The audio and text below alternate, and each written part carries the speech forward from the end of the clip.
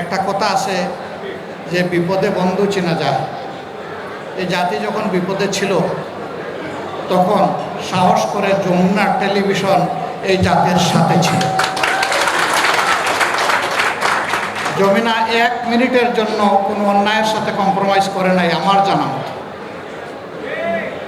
এই জন্য যমুনাকে অন্তরের অন্তঃস্থল থেকে শুধু ধন্যবাদ জানাই না, আমি জাতির পক্ষ থেকে কৃতজ্ঞতাও জানাই। সেই দিন আমাদের যুবক যোদ্ধাদের যমুনা শক্তি জুগিয়েছিল সত্যকে তুলে ধরে। এ সুযোগটা শুধু যমুনার জন্য ছিল না, আরও অনেকের জন্য অবারিত ছিল, কিন্তু সাহস করে এই সুযোগ সবাই গড়ে তুলে নিতে পারেনি। বাকিদের মৌসুম শেষ হয়ে গেছে, যমুনা তার মৌসুমকে ক্যাশ করেছে।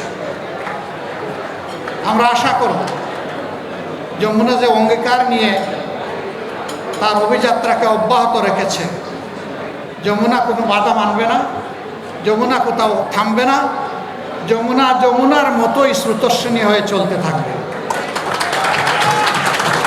এবং তার ডেস্টিনেশন হবে সাগর, যেটা তোলা মাপা যায় না। আজকে এতটুকু কথা বলে আমি প্রত্যাশা করব চলার পথে মিথ্যার সাথে যমুনা কখনো কম্প্রোমাইজ করবে না।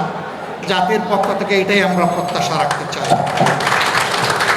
যমুনা পরিবার, তার সম্মানিত উদ্যোক্তা যিনি দুনিয়া থেকে চলে গেছেন, আমি তার আত্মার মাগফিরাত কামনা করছি।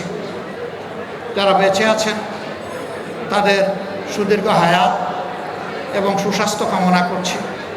এই পরিবারের সকল কলাকুশলী, সাংবাদিকবৃন্দ, কর্মকর্তা কর্মচারীবৃন্দ, তাদের জন্য বুক গলা ভালোবাসা উপহার দিয়ে আমি বিদায় নিচ্ছি। আসসালামু আলাইকুম।